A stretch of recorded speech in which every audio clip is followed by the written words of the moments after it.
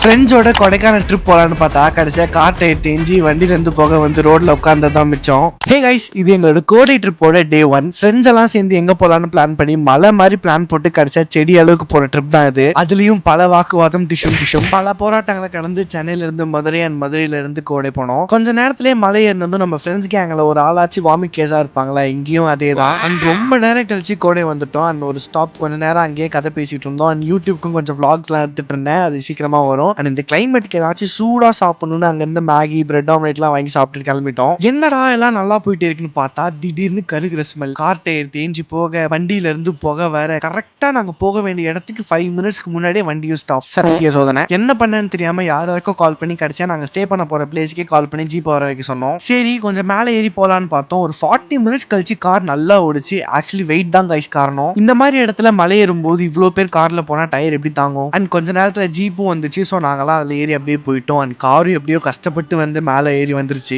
ஐ மீன் ஓட்டிட்டு வந்துட்டாங்க. எப்படியோ கடைசியா நாங்க ஸ்டே பண்ற இடத்துக்கு வந்துட்டோம். 12க்கு செக் இன் பண்ண வேண்டிய நாங்க 3:30க்கு தான் பண்ணோம். இந்த பிளேஸோட பேரு த ஹெவன் ஸ்ட்ரீட். ரொம்ப பியூட்டிஃபுல்லான பிளேஸ். எங்க ரூம்ஸ் எல்லாம் சூப்பராகவே இருந்துச்சு. அண்ட் இங்க ஒரு கியூட் சர்ப்ரைஸ் இருக்கு பாருங்க. அப்படியே ரூம்ல செட்டில் ஆயிட்டு எங்க போலான்னு பிளான் பண்ணிட்டு இருந்தோம். பட் எல்லாத்துக்கும் முன்னாடி முதல்ல சாப்பிடணும். பிகாஸ் நாங்க மதியமே என்ன சாப்பிடல. நாங்க ஸ்டே பண்ண இடத்துல ஒரு கெஃபே இருந்துச்சு. அங்க போய் நாங்க பிரெட் ஆம்லெட் மேகி சாப்பிட்டோம். ஏன்னா அந்த இடத்துல எங்களுக்கு அதுதான் கிடைச்சது. அண்ட் டைமும் 5க்கு மேல ஆச்சு. இங்க எல்லாம் டூரிஸ்ட் ஸ்பாட்டும் க்ளோஸ். ஸோ டே 1 கோவிந்தா தான். நான் சொன்ன கியூட்டான சர்ப்ரைஸ் இந்த பப்பீஸ் தான். நான் ஸ்டே பண்ண இடத்துல 5 பப்பீஸ் இருந்துச்சு. ஸோ அது கூட கொஞ்ச நேரம் விளையாண்டுட்டு இருந்தோம். அப்படியே கொஞ்ச நேரம் பப்பீஸோட விளையாண்டுட்டு போட்டோஸ்லாம் எடுத்துட்டு சரி நீங்க வந்ததுக்கு எதுக்கு சும்மா இருக்கணும், ரிஸ்க் எடுத்தாலும் பரவாயில்லன்னு சொல்லிட்டு கார் எடுத்துட்டு கீழே போயிட்டோம். பிகாஸ் ஹில் ஸ்டேஷன்னால சிக்னல் கிடைக்கல. ஸோ யாருக்கும் கால் பண்ணி ஜீப்பையும் வர வைக்க முடியல. ஸோ நாங்கள் அப்படியே கீழே போயிட்டு மாடிஸோ இல்லை மூடிஸோ இது ரெண்டுத்துல ஏதோ ஒன்று அங்கே போய் ஹாட் சாக்லேட் குடிச்சோம். உண்மையாலுமே சூப்பராக இருந்துச்சு. அண்ட் நைட் ஃபுட் வாங்கிட்டு ரூம் கொண்டோம். அங்கே நமக்காக ஃபயர் கேம்ப்லாம் அரேஞ்ச் பண்ணியிருந்தாங்க. ஸோ எல்லாமே ஜாலியாக பாட்டு பாடி டான்ஸ் ஆடிட்டு தூங்க போயிட்டோம். டே 2ல வெளியே போனோமா இல்லையான்னு பார்ப்போம். Bye guys.